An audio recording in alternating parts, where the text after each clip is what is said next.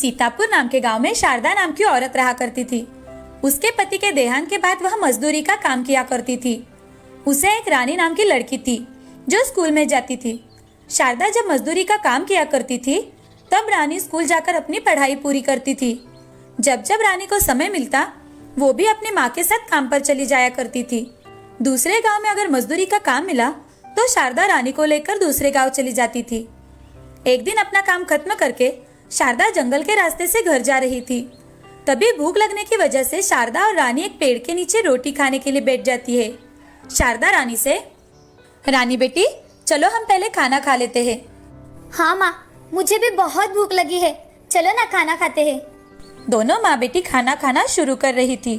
तभी उनके पास एक बूढ़ी औरत आकर, मुझे बहुत भूख लगी है बेटा, 2 दिन से मैंने खाना नहीं खाया। आइए माँ जी हमारे साथ खाना खा लीजिए। ऐसा कहकर शारदा बूढ़ी औरत को 2 रोटियां दे देती है। बूढ़ी औरत भूखी होने की वजह से वह 2 रोटी झट से खा लेती है। तभी बूढ़ी औरत, मुझे और भूख लगी है, मुझे और खाने को दो। उसकी बातें सुन शारदा ने उसे अपने हिस्से की रोटी भी खाने को दे दी। तभी बूढ़ी औरत ने वह रोटी भी खा ली। यह देख रानी बूढ़ी औरत से, दादी जी लगता है आपको बहुत भूख लगी है, ये लीजिए मेरे हिस्से की रोटी भी आप ही खा लीजिए। ऐसा कहकर रानी ने भी अपनी रोटियां बूढ़ी दादी को दे दी। बूढ़ी दादी ने रानी के हिस्से की रोटी भी खा ली।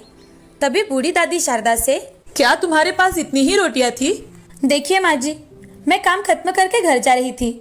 हमने रास्ते में खाने के लिए सिर्फ 6 ही रोटियां लाई थी। अब खाने के लिए कुछ भी नहीं बचा। अगर आपको बहुत भूख लगी है तो माँ जी आप हमारे साथ हमारे घर चलो। मैं आपको हर रोज आपको जितनी रोटियां चाहिए उतनी बनाकर खिलाऊंगी। क्या तुम सच में मुझे जितनी रोटियां चाहिए उतनी बनाकर खिलाओगी? अपनी जबान से बदलना नहीं, समझी? माँ जी मैं आपको जबान देती हूँ, आपको जितनी रोटियां चाहिए उतनी मैं आपको बनाकर खिलाऊंगी। बूढ़ी औरत उसकी बातें सुन जोर जोर से हंसने लगी और उसने एक बड़े राक्षस का रूप धारण कर लिया। तभी उस राक्षस को देखकर रानी बहुत डर गई और अपने माँ के पास जाकर खड़ी रह गई। शारदा डर गई थी मगर उसने हिम्मत जुटाकर उस राक्षस से कहा, देखो मेरे कहे अनुसार मैं तुम्हें हर रोज रोटी खिलाऊंगी और जिस दिन मैं तुम्हें रोटी ना खिला पाई उस दिन मैं और मेरी बेटी अपने आप आकर तुम्हें सौंप देंगे। शारदा की बातें सुन राक्षस मान गई। शारदा और रानी अपने गांव लौट गए। तभी रानी शारदा से, माँ तुमने बड़ी खूबी से उस राक्षस से हम दोनों को छुड़ा लिया। नहीं बेटी, मैंने उस राक्षस से झूठ नहीं बोला। मैं सच में कल से उसे रोटियां बनाकर लेकर जाऊंगी। मैंने उसे वचन दिया है। ठीक है माँ। दूसरे दिन शारदा ढेर सारी रोटियां बनाकर एक टोकरी में भरने लगी। रानी ने भी उसकी मदद कर दी और वो दोनों टोकरी उठाकर जंगल में लेकर गए। वहाँ राक्षस शारदा से, वाह क्या खुशबू है, कहाँ है मेरी रोटियां? लाओ जल्दी दो, मुझे बहुत भूख लगी है।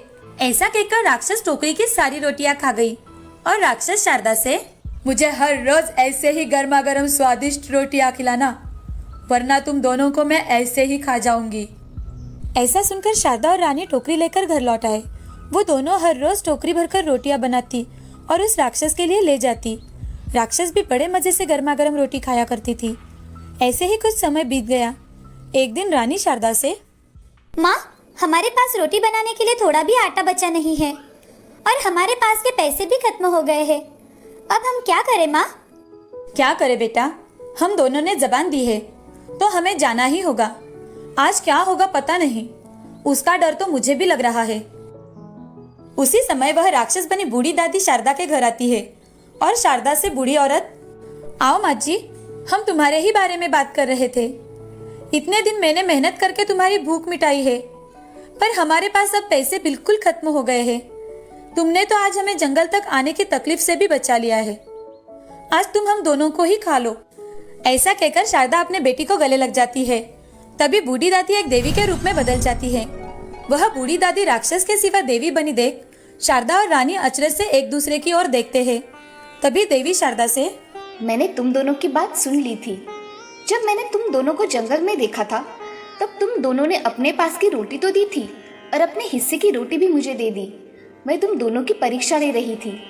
मैं परीक्षा लेने के लिए राक्षस में बदल गई और तुमने मुझे एक दिन भी नहीं कोसा और हर रोज अपने किए वादे के मुताबिक मुझे रोटी खिलाती रही।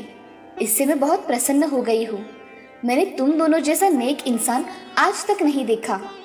तुमने मुझे खाना खिलाकर संतुष्ट किया। आज से तुम्हें किसी भी चीज की कमी नहीं होगी। ऐसा कहकर देवी माँ ने हीरे, पैसे, सोने के सिक्कों का ढेर बना दिया। शारदा और रानी तो ये देखकर हैरान हो जाते हैं। तभी देवी शारदा से, तुम अब अपनी पूरी जिंदगी अच्छी तरह से गुजार सकती हो। और हाँ, तुम्हारे ऊपर मैं एक और बड़ी जिम्मेदारी डालने वाली हूँ। ऐसा कहकर देवी माँ ने अपना हाथ घुमाया और वहाँ एक जादुई छड़ी आ गई। वो छड़ी देवी माँ शारदा को देकर, तुम इस छड़ी को जैसे ही गोल घुमाओगी तब यहाँ ढेर सारी रोटियां तैयार होगी। तुम उन रोटियों को लेकर गरीबों में बांट देना। तुम गरीबों की सहायता कर उनकी भूख मिटाओगी। ऐसा कहकर देवी माँ आशीर्वाद देकर वहां से अदृश्य हो गई। तभी शारदा ने कीमती हीरे, जवाहरात, सोने के सिक्के और पैसे अलमारी में रख दिए और कुछ पैसों से शारदा ने नया घर भी बनवाया और उसमें रहने लगी। अगले दिन से शारदा उस जादुई छड़ी की सहायता से रोटियां बनाने लगी और रानी उन रोटियों को एक टोकरी में भरने लगी। पर्याप्त रोटियां जब बन जाए तब शारदा उसे बंद कर दिया करती थी। शारदा वो रोटियां हर रोज गरीबों में बांटती थी और कुछ रोटियां मंदिर में भी दान किया करती थी। वो रोटियां बांटते बांटते अपना जीवन हंसी खुशी गुजार रही थी। इस कहानी से हमें यह सीख मिलती है कि जिंदगी में हमेशा सबकी मदद करनी चाहिए और भूखे की हमेशा भूख मिटानी चाहिए। कब हमारा नसीब चमक जाए ये हमें भी पता नहीं चलता। इसीलिए अच्छे कर्म करो, फल की अपेक्षा मत करो।